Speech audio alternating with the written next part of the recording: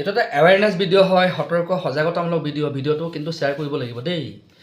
বহুত ল'ৰা ছোৱালী আমাক ফোন কৰি কয় যে ছাৰ এয়াৰপৰ্টত জব দিয়ে নেকি, মোক এয়াৰপৰ্টত জব এটা লাগে। আৰু কিছুমান ল'ৰা ছোৱালী কয় ছাৰ মই এটা কনচালটেঞ্চিৰ লগত কথা পাতিছোঁ, তেওঁলোকে মোক 30,000 টকা বিচাৰিছে, কোনোবাই কয় 50,000 টকা বিচাৰিছে, এয়াৰপৰ্টত জব দিম বুলি কৈছে। এইটো সঁচানে মিছা?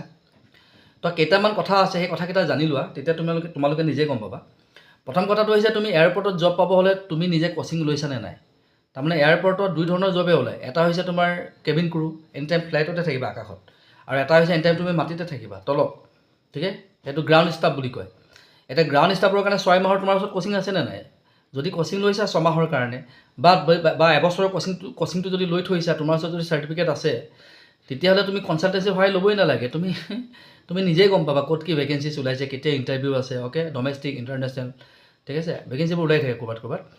তো কোচিং লোৱা ল'ৰা ছোৱালীয়ে নিজেই গম পাব। তো তুমি যদি কোচিং নাই লোৱা, তেতিয়াহ'লে তুমি কোনোবাই যে তোমাক কৈছে যে তোমাক মই এয়াৰপৰ্টত জবটো দি দিম, তুমি পাই যাবা, তেতিয়াহ'লে মিছা, সম্পূৰ্ণ ভুৱা হয় এইটো। আগ নভৰাটোৱে ভাল, ঠিক আছে? তুমি 500-600 টকা দি 1000 টকা দি ৰেজিষ্টাৰ কৰিছা, নাই পোৱা, সেইটো তোমাৰ গাত নালাগে।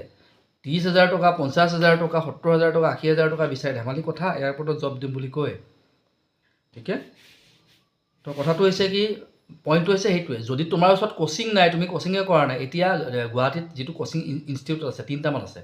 তাৰ ভিতৰত এটা হৈছে ফ্ৰেংকফিনত এতিয়া নৰ্থ ইষ্টৰ বহুত ল'ৰা ছোৱালীয়ে তাত কোচিং লয়। 6 মাহৰ কাৰণে কমচে কম 1,20,000-30,000 টকা যায়। যোনে 1 বছৰৰ কৰে, তাত গ্ৰাউণ্ড ষ্টাফ আৰু লগতে কেবিন ক্ৰু, হস্পিটেলিটি, গোটেইকেইটা বস্তু শিকোৱা যায়। তো 1,70,000-80,000 মান টকা খৰচা হয়। আৰু কোনোবাই অকল বোলে মই গ্ৰাউণ্ড ষ্টাফতেই জবটো লাগে, ঠিক আছে? গ্ৰাউণ্ড ষ্টাফৰ জবটো লাগে আৰু তাৰ কাৰণে যদি কোচিং কৰা 6 মাহৰ কোচিং থাকে, তো তাত 1,30,000-35,000 টকা লয়, ঠিক আছে? তো কথাটো হৈছে আমি কোচিং নিদিওঁ, গতিকে আমি এয়াৰপৰ্টত জব দিব নোৱাৰোঁ। এতিয়া দ্বিতীয় পইণ্টটো হৈছে কি, বেংকৰ কথা। বেংকত জব দিম কৈ ৰিচেণ্টলি আমাৰ ডিব্ৰুগড়ৰ ছোৱালী এজনীৰ পৰা, ৰিচেণ্টলি নহয়, 6-7 মাহ হৈছে, তাৰে পৰা 1 লাখ টকা লৈছে এটা কনচালটেঞ্চিয়ে, ঠিক আছে? তো বেংকত এটা জব দিবৰ কাৰণে কিছুমান ছিষ্টেম আছে। আজি কিছুমান তোমাৰ বহুত কনচালটেঞ্চিৰ পৰা কি হয়, আগতে নেম লিষ্ট এখন তোমালোকক দি দিব, ক'ব চোৱা ইয়াত বেলেগৰ নাম আহিছে, তোমাৰো নাম আহিছে। তো তেনেকৈ নহয়, বেংকৰ জববিলাক, বেংক বুলিয়ে নহয়, কোম্পানীৰ যিকোনো জব চাকৰি এটা সেইটো ছিষ্টেমত নহয়। ছিষ্টেমটো হৈছে কি, যদি কোনোবাই তোমাক কয় যে তোমাৰ এপইণ্টমেণ্ট লেটাৰ আহি গ'ল, এইখন চোৱা, এপইণ্টমেণ্ট লেটাৰ কনচালটেঞ্চি নিদিয়ে। এপইণ্টমেণ্ট লেটাৰ আগতীয়াকৈ তোমাক দিব নোৱাৰে।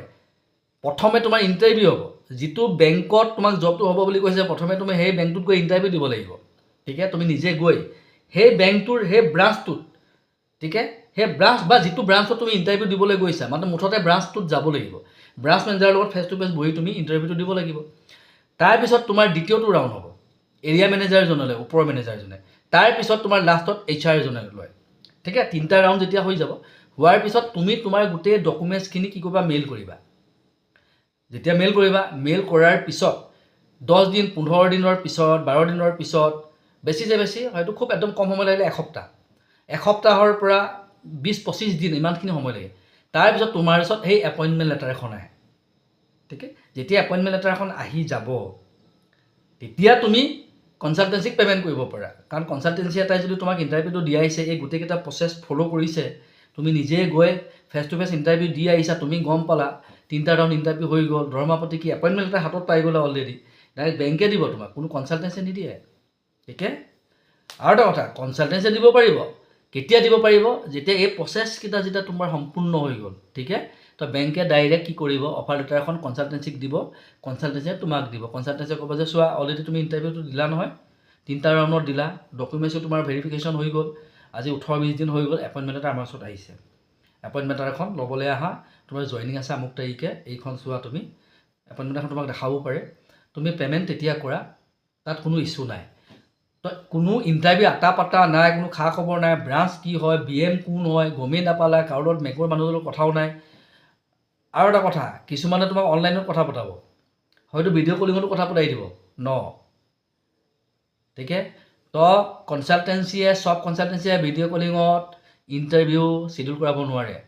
এতিয়া আমি ভিডিঅ' কলিঙত বহুত ল'ৰা ছোৱালীৰ ইণ্টাৰভিউ চিডিউল কৰাওঁ, ঠিক আছে? এতিয়া আমাৰ কথা সকলোৱে জানে, আজি 7-8 বছৰ হৈ গ'ল উদগতিৰ কথা, ভিডিঅ' আছে, নিজে ল'ৰা ছোৱালীয়ে চকীয়া ভিডিঅ' বনাই দিয়ে, ঠিক আছে? তোমালোকে দেখিয়ে আছা উদগতিয়ে যিটো হিচাপত কাম কৰি আছে।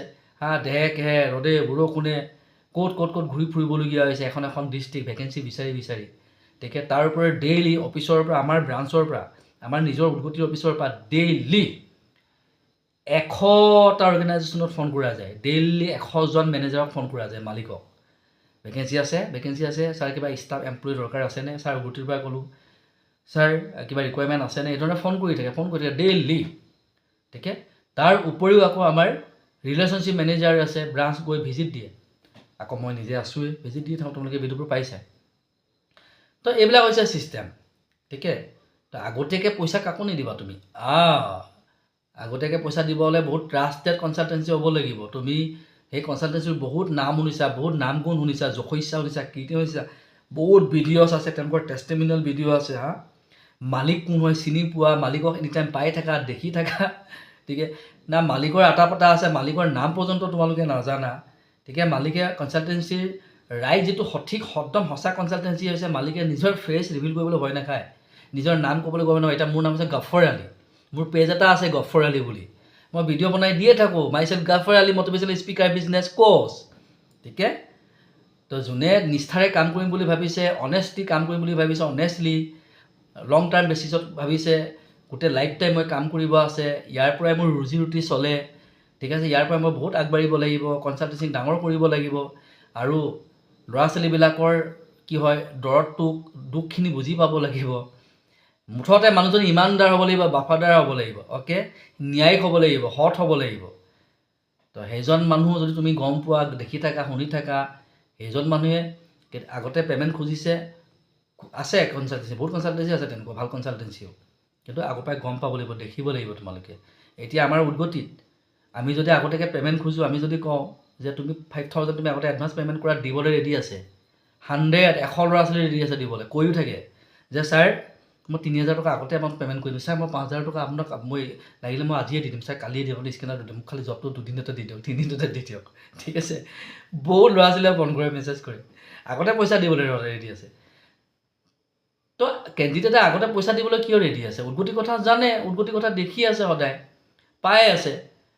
তো সেইকাৰণে কি হৈছে, এটা ট্ৰাষ্ট ফেক্টৰ এটা থাকে ন, এটা ট্ৰাষ্ট বনি গৈছে, এটা ৰিলায়েবল, এটা সেই ৰিলায়েন্সটো আছে ন, ট্ৰাষ্টটো আছে, ৰিলায়েবল অৰ্গেনাইজেশ্যন হয়, ভৰসাৰ জুই